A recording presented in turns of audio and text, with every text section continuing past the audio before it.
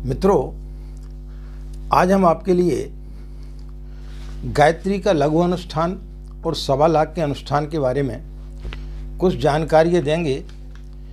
कई लोगों का ये रहता है कि हम अनुष्ठान तो करते हैं लेकिन हमारी साधना सफल नहीं हो पाती है। तो साधना किस प्रकार से सफल हो, आज हम इसके कुछ सूत्र आपके लिए बताने के लिए जा रहे हैं। इन सूत्रों को यदि आप अपने जीवन में धारण करेंगे तो निश्चित रूप से आपको गायत्री की साधना 100% आपको जो है सफल होगी। तो आज जो सूत्र बताने के लिए जा रहे हैं वो बहुत काम के हैं। इस वीडियो को आप शुरू से अंत तक आप जरूर सुने तो निश्चित रूप से आपके लिए इसका लाभ होगा। राधे राधे, जय श्री कृष्णा, नमस्कार। मैं आचार्य पंडित गिरीश बारोलिया। गायत्री महामंत्र। ओम भूर्भुवः स्वाहा तत्सवितुर्वरेण्यं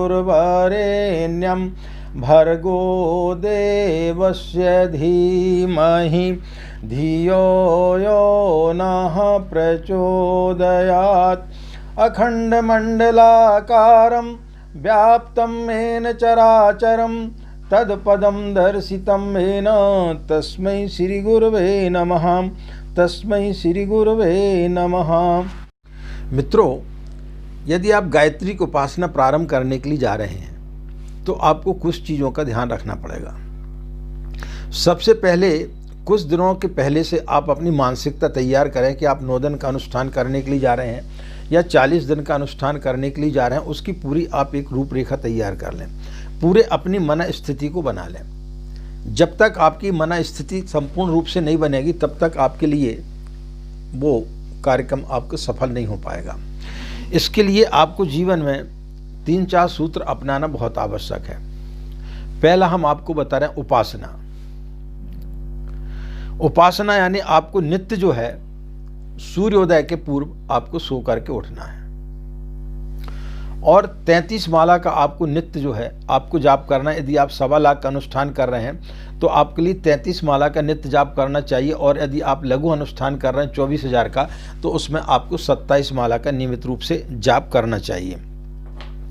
इसमें आप जाप की जो संख्या है उसको आप 3 भागों में भी विभक्त कर सकते हैं। यदि आप एक ही सिटिंग में यानी एक ही बार बैठने में यदि आप पूर्ण रूप से जाप नहीं कर पाते हैं तो फिर आप जो है उसको सुबह सूर्योदय के पहले यानी ब्रह्म मुहूर्त में, दोपहर 12 बजे और फिर शाम को सूर्य अस्त के आधा घंटे बाद तक आप उसका जाप कर सकते हैं। इसमें आपके लिए जो है साधना के समय आपको जो है उपासना में आपको कुछ चीज़ों का और ध्यान रखना चाहिए कि जिस माला से आप जाप करते हैं उस माला से अन्यत्र किसी व्यक्ति को जाप नहीं करना चाहिए। जिस आसन पर आप बैठते हैं उस आसन पर और किसी व्यक्ति को नहीं बैठना चाहिए। उसका उपयोग सिर्फ आपको ही करना चाहिए। जब आप उपासना करते हैं तो उस समय आपको पीले वस्त्र धारण करना चाहिए। पूर्व मुख होकर के आपको बैठना चाहिए और आपकी जो माला है उसको खुले में नहीं रखना चाहिए। गौमुख आता है उसके अंदर आप रख लें या फिर किसी कपड़े से उसको ढक लें और इस प्रकार से फिर आप पूजन करें। पहले जो षटकर्म होते हैं वो अपने कर लें। पवित्रीकरण है, आचमन है, शिखा बंधन और कलश पूजन, दीप पूजन इत्यादि ये आप कर लें और उसके पश्चात तो फिर आप गायत्री मंत्र का आप जाप प्रारंभ करें। लघु अनुष्ठान और 1.25 लाख के अनुष्ठान में किसी प्रकार का कोई भी साप मोचन आदि मंत्र जपने की आवश्यकता नहीं है। आप इसी प्रकार से आप कर सकते हैं। पूर्णिमा, पंचमी या एकादशी से आप शुक्ल पक्ष की पंचमी या एकादशी से या फिर पूर्णिमा से आप जो है व्रत को प्रारंभ करें तो आपके लिए ज़्यादा लाभदायक सिद्ध होगा। यह हुई उपासना की बात। इसके बाद में साधना आने आपको इस समय आपको कुछ चीज़ों के बारे में आपको अपने जीवन की दिनचर्या को सुधारना पड़ेगा। ब्रह्मचर्य का व्रत आपको पालन करना इस समय आपको अनिवार्य रहेगा। आपको ब्रह्मचर्य का व्रत का पालन करना चाहिए और गद्देदार बिस्तर पर नहीं सोना चाहिए। आप तख्त इत्यादि पर आप सोएं। अपना काम स्वयं करें। अपना काम जो है किसी अन्य व्यक्ति से ना कराएं तो ज़्यादा बेहतर रहेगा। अर्थ संयम रखें। अनावश्यक रूप से पैसों का खर्च न करें। इंद्रिय संयम रखें और लोगों से अच्छी भाषा में बात करें, मृदु स्वभाव रखें और किसी भी व्यक्ति को ये ना बताएं कि आपका अनुष्ठान चल रहा है। इससे क्या होता है कि आपके अहंकार को तृप्ति मिलती है। जैसे आप बताते हैं तो लोग फिर आपकी तारीफ करेंगे और फिर आपका अहंकार पोषित होगा। तो ऐसी स्थिति में क्या होता है कि कई बार हमारी साधना सफल नहीं हो पाती है। इसलिए किसी को भी साधना के बारे में नहीं बताना चाहिए। हाँ, यदि किसी प्रकार की कोई क्रिया घट रही है तो जिसको आपने गुरु वरण किया है उसके लिए आप जरूर बता सकते हैं। इसके पश्चात में अपनी सेविंग स्वयं करना चाहिए, पीले वस्त्र पहनना चाहिए और उपवास में आपको जो है दूध फल इत्यादि लेना चाहिए। उपवास में आप पहले से चिंतन कर लें, यदि आप 9 दिन का अनुष्ठान कर रहे हैं या 40 दिन का अनुष्ठान कर रहे हैं तो आप एक टाइम भोजन करेंगे। शक्कर और नमक का आपको परित्याग करना चाहिए। कोई ऐसी चीज़ नहीं करना चाहिए जिससे कि आपके अंदर उत्तेजना पैदा हो। कोमल सैया का आपको त्याग करना चाहिए। असत्य भाषण कभी भी नहीं बोलना चाहिए। क्रोध नहीं करना चाहिए। किसी को कटु वचन इस प्रकार से नहीं बोलना चाहिए कि उसकी आत्मा को दुख हो। किसी प्रकार की कोई चोरी या चालाकी आपको नहीं करना चाहिए। किसी के प्रति द्वेष की भावना हमें नहीं रखना चाहिए। प्रतिशोध की भावना नहीं रखना चाहिए। ईर्ष्या की भावना नहीं रखना चाहिए। चमड़े से बनी हुई कोई भी वस्तु हमें नहीं पहनना चाहिए, उसका उपयोग हमें नहीं करना चाहिए। तो इन चीज़ों का इन 9 दिन में या 40 दिन में आपको इन सब चीज़ों का आपको ध्यान रखना चाहिए, तो फिर आपके लिए ठीक रहेगा। घर में किसी प्रकार की कोई भी पार्टी इत्यादि का आयोजन ना करें, या किसी शादी इत्यादि में या किसी पार्टी आदि समारोह में आप सम्मिलित ना हो। अन्यथा क्या होगा कि आपका उपवास चलता रहेगा और उस समय आपकी जो मानसिकता है वो थोड़ी सी खाने के प्रति आपकी लालयत हो सकती है। तो इन सब चीज़ों से आपको इन समय बचना चाहिए। सूदक इत्यादि के समय यदि घर में अचानक किसी की मृत्यु हो जाती है या कोई बच्चा पैदा हो जाता है और सूदक लग जाती है, या जो बहन है जिनका मासिक धर्म आदि आ जाता है, अशुद्धि की अवस्था में हमें पूजन उस समय बंद कर देना चाहिए और फिर उसके पश्चात उसको उतने दिन आगे आपको बढ़ा देना चाहिए। तो इस प्रकार से आपको करना चाहिए। तीसरा आता है स्वाध्याय। आपको श्रेष्ठ जो है किताबों का आपको अध्ययन करना चाहिए। इस समय आपको किसी भी प्रकार का कोई भी दूषित इत्यादि सीरियल या कोई पिक्चर इत्यादि आपको नहीं देखना चाहिए। अच्छे सत साहित्यों का आपको अध्ययन करना चाहिए। पूज्य गुरुदेव ने 3200 किताबें लिखी, हर एक क्षेत्र में उन्होंने लिखा है, तो उनके किताबों का अध्ययन आपको करना चाहिए। परम सिद्धे डॉक्टर साहब चिन्मय पंड्या, शैलजी जी, इनके आप यदि यूट्यूब चैनल पर जाएंगे या गूगल में आप सर्च करेंगे तो उनके बहुत सारे वीडियो आपको मिल जाएंगे। तो उनके वीडियो को आप सुना करें तो बहुत सारी चीज़ों की आपकी भ्रांतियाँ टूटेंगी और बहुत सारी चीज़ें आपको उनसे मिलेंगी। श्रद्धेय डॉक्टर साहब और चिन्मय पंड्या जो बोलते हैं, आप उनको यदि आप सुनेंगे तो निश्चित रूप से आपको गायत्री से संबंधित बहुत सारी चीज़ें मिलेंगी और आपका जो है मार्गदर्शन उनसे आपको प्राप्त होगा। कोई भी अनुष्ठान आप करते हैं उसको करने के पूर्व जो है आपको एक पत्र वेद माता गायत्री ट्रस्ट के नाम से आपको भेज देना चाहिए और उसमें लिख देना चाहिए कि हम एक कार्यक्रम कर रहे हैं, 1.25 लाख अनुष्ठान कर रहे हैं, इसमें यदि किसी प्रकार की कोई भी भूल चूक हो जाती है तो आप उसे संभालें। तो पूज्य गुरुदेव का आपको वहाँ से निश्चित रूप से सूक्ष्म संरक्षण प्राप्त होते रहेगा। श्रेष्ठ विचारों का आपको इस समय आदान प्रदान करना चाहिए। अच्छे साहित्यों का अध्ययन करना चाहिए और पूज्य गुरुदेव का जो साहित्य है वो कम से कम लोगों को 5 से 10 लोगों को आपको निश्चित रूप से पढ़ने के लिए देना चाहिए। अखंड ज्योति पत्रिका के आप मेंबर बने और उस पत्रिका को स्वयं पढ़ें और दूसरे लोगों को भी पढ़ने के लिए प्रेरित करें। इसके पश्चात में आता है आराधना। आराधना में आपको समय का सदुपयोग करना चाहिए। समय का कभी भी दुरुपयोग ना करें। हमारे पास में कितने लोगों के फ़ोन कॉल्स आते हैं, जब हम उनको बोलते हैं कि समय पर बात करें, वो समय पर बात ही नहीं करते हैं, वो अपने हिसाब से बात करते हैं। समय हमसे लेंगे और वो उनको जब समय होगा तब वो बात करेंगे। यानी उनका समय समय है, दूसरे का समय समय नहीं होता है।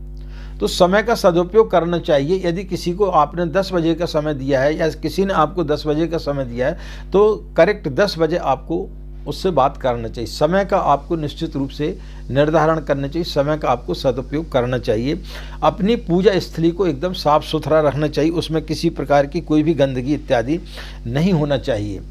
इसके पश्चात ब्रह्म भोज के रूप में जो है आप प्रतिदिन जो है अपनी कोई एक चीज़ को जो है कंट्रोल में कर लें। जैसे आप चाय पीते हैं तो चाय पीना आप बंद कर दें, तो उससे जो पैसा बचेगा उस पैसे को कम से कम 5 रुपया आप नित्य जो बताएं, बचाएं। तो 40 दिन में आप 5-5 रुपये करके बचाएंगे तो आपका जो पैसा हो जाएगा उसको आप ब्रह्म भोज में लगाएं। ब्रह्म भोज यानी पूज्य गुरुदेव का जो साहित्य आता है 5 रुपये का, 2 रुपये का, 10 रुपये का, उस साहित्य को आप खरीदें और कम से कम 40 लोगों को आप वितरित करें ताकि वो 40 लोग उस साहित्य को पढ़ सकें और वो भी इन सब चीज़ का लाभ ले सकें।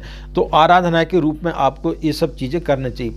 सोशल मीडिया का आपको बहुत से ज़्यादा उपयोग करना चाहिए। श्रद्धेय डॉक्टर साहब के वीडियो हैं या चिन्मय पंड्या के वीडियो हैं, शैल जी के वीडियो हैं या परम पूज्य गुरुदेव के बहुत सारे वीडियो पड़े हुए हैं, आप उनको सोशल मीडिया पर ज़्यादा से ज़्यादा लोगों के पास में शेयर किया करें ताकि दूसरे लोग भी उन विचारों को सुन सकें और उन विचारों का वो लोग लाभ ले सकें।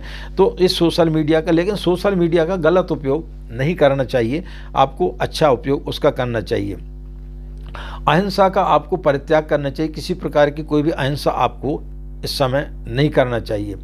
तो ये सब चीज़ें आपको साधना, उपासना, स्वाध्याय और आराधना, यदि ये आपने 4 चीज़ें नहीं की तो आप कितनी भी माला का जाप कर लें आपके लिए वो मंत्र आपको फलित नहीं होगा। इसलिए आपको उपासना किस तरीके से करनी चाहिए, स्वाध्याय करना चाहिए और इसके पश्चात में आपको जो है आराधना करना चाहिए।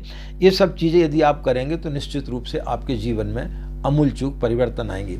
इसके साथ साथ में आपको जो है प्रतिदिन कम से कम 1 घंटे मौन रहना चाहिए और यदि आप 40 दिन का अनुष्ठान कर रहे हैं तो प्रति रविवार को आप संकल्प ले लें कि प्रत्येक रविवार को जो है आप दिन भर मौन रहेंगे। तो मौन व्रत का आपको पालन करना इस समय चाहिए। तो निश्चित रूप से आपके लिए इसके पहले यदि आपने अनुष्ठान किए हैं और इसके बाद जो आप इस अनुष्ठान को करेंगे तो आपको धरती आसमान को उसमें अंतर दिखाई देगा और आपको बहुत सारी उपलब्धियां इसमें आपको दिखाई देंगी। इसके पश्चात में 3 चीज़ों का और ध्यान रखें, आहार, विहार और आचरण। आहार के लिए आपको निश्चित कर लेना चाहिए कि आपको केवल दूध पीना है या उबली सब्जी खाना है या एक टाइम भोजन करना, एक टाइम भोजन नहीं करना है। तो जिस प्रकार का भी आपको करना वो एक ही प्रकार का होना चाहिए। ऐसा नहीं कि आज आपने जो है कुछ खा लिया, कल कुछ खा लिया, परसों कुछ खा लिया, इस प्रकार से नहीं होना चाहिए। 40 दिन तक या 9 दिन तक का जो आप अनुष्ठान कर रहे हैं उसमें एक ही प्रकार का आपका आहार होना चाहिए। तो आहार का आपको ध्यान रखना चाहिए। व्रत आपको किस प्रकार से करना है उसका आपको पूर्ण रूप से ध्यान करना चाहिए। तो ये आहार का आपको ध्यान रखना चाहिए। इसके बाद में विहार, किस प्रकार के आपको कपड़े पहना है, धोती कुर्ता आप पहने, भारतीय वेशभूषा में रहें और पूजा करते समय कम से कम भारतीय वेशभूषा में आपको बैठना चाहिए। हल्के कपड़े पहनने चाहिए और ज़्यादातर हो सके तो पीले कपड़े पहने, उससे आपको सूर्य की जो ऊर्जा है, विटामिन डी आपको मिलता रहेगा। क्रोध इत्यादि आपको इस समय नहीं करना चाहिए। आपका जो आचरण है, आचरण आपका बहुत अच्छा होना चाहिए। अपने काम स्वयं करें, दूसरों के ऊपर क्रोधित ना हो, किसी प्रकार की ईर्ष्या इत्यादि ना करें। तो निश्चित रूप से आपके लिए 1.25 लाख का अनुष्ठान या 24,000 का जो आप लघु अनुष्ठान करने जा रहे हैं वो आपके लिए सफल होगा। तो मित्रों, आज हमने आपके लिए कुछ सूत्र बताए। इन सूत्रों के आधार पर यदि आप चलते हैं तो निश्चित रूप से आपके लिए बहुत ज़्यादा लाभ प्राप्त होगा और आपका निश्चित रूप से अनुष्ठान आपका सफल होगा। चाहे वो जो लोग नए जुड़े हैं या जिन्होंने अभी अभी दीक्षा ली है पूज्य गुरुदेव से, या जो पुराने गायत्री परिवार के लोग हैं जो साधना करते हैं, उनके लिए भी यह वीडियो काफ़ी प्रेरणादायक रहेगा। बहुत सारे लोग जुड़े हुए लेकिन उनको बहुत सारी चीज़ों के बारे में पता नहीं रहता। बहुत सारे लोग हमारे चैनल से जुड़े हुए हैं गायत्री परिवार के, जो पूज्य गुरुदेव से बहुत पहले से जुड़े हुए हैं, लेकिन कई चीज़ों के बारे में उनको भ्रांतियाँ थी, वो भ्रांतियाँ उनकी बहुत ज़्यादा दूर हुई हैं। तो इस प्रकार से वो भी यदि अनुष्ठान करेंगे तो निश्चित रूप से उनको लाभ होगा। इन्हीं कामनाओं के साथ मित्रों का आपका दिन मंगलमय हो, आप लोग खुश रहें, मस्त रहें। माँ गायत्री की असीम कृपा इसी प्रकार आप लोगों पर बनी रहे। हमें आज्ञा दें। नमस्कार। ओम शांति।